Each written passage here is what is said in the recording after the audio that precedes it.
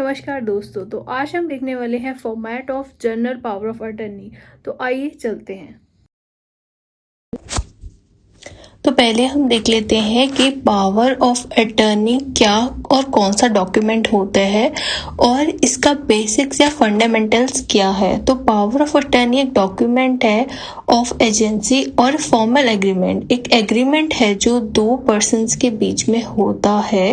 जाहिर सी बात है, एग्रीमेंट दो बंदों के बीच में होता है, दो पर्सन्स के बीच में हो सकता है, और जिसमें एक पर्सन जो कि प्रिंसिपल है वो अनदर पर्सन जिसको अटर्नी या फिर एजेंट भी कहा जाता है authority to act on his behalf. और ये एक्ट है 1882 का। तो इसमें यही कहा गया है कि जैसे जो प्रिंसिपल और एजेंट का हम पढ़ते हैं कॉन्ट्रैक्ट में रिलेशनशिप, वैसे ही इसके अंदर प्रिंसिपल और अटर्नी का रिलेशनशिप है, जिसमें कि जो प्रिंसिपल है वो अटर्नी को या फिर इन अदर वे हम कह सकते हैं एजेंट को अथॉरिटी देता है इस एग्रीमेंट के द्वारा कि वो उसके बिहाफ पर एक्ट कर सकता है जाकर, और उस पे सारी इंक्लूजन्स लिखी होती है इस डॉक्यूमेंट के कि वो क्या क्या कर सकता है और क्या क्या नहीं कर सकता। ये भी लिखा होता है कि क्या पावर दी गई है और उसी पावर के एम्बिट में या फिर उसी पावर के जो एक सीमा रेखा में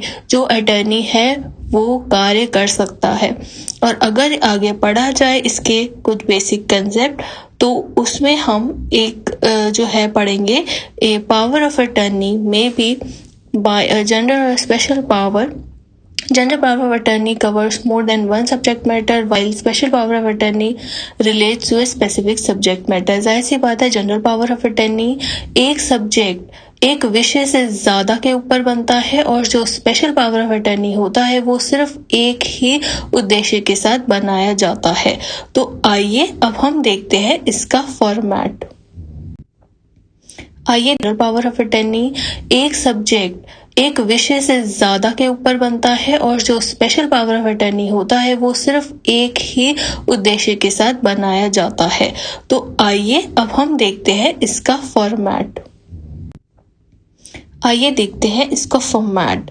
पहले डेट लिखी गई है, फिर लिखा गया है मेसर्स टेंडरन a company incorporated under the companies act, और उसके पूरा एड्रेस, मैनेजिंग डायरेक्टर के नाम, और उसके बाद लिखा गया है कि उन्होंने किस को नॉमिनी जो है अपॉइंट करा गया है, नॉमिनेट करा गया है, अथॉरिटी जिसको दी गई है उसका पूरा नाम, डिटेल, जैसे कि यहाँ पर आप देख सकते हो लिखा हुआ है as my true and lawful attorney to manage, control, look after, supervise, perform all legal acts mentioned here under.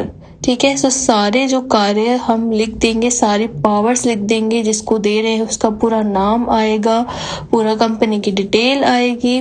तो इस तरीके से पूरा फॉर्मेट आगे बढ़ेगा। और now the general power of attorney, witnesses जो है वो सब आएगा कि क्या क्या वो कर सकता है, क्या नहीं कर सकता। Institute commence and conduct any action, suit और any other legal proceeding before any court, arbitrator, quasi judicial और authorities, officials, tribunal, labour court. तो इस तरीके से सब कुछ दिया हुआ है कि इस जगह पर वो जो अटर्नी है उसको रिप्रेजेंट कर सकती है to defend all action, suits, proceeding, application, petition, appeals, revision, review etcetera etcetera. ठीक है, and to appear and represent the company in any court of justice और ट्राइब्यूनल।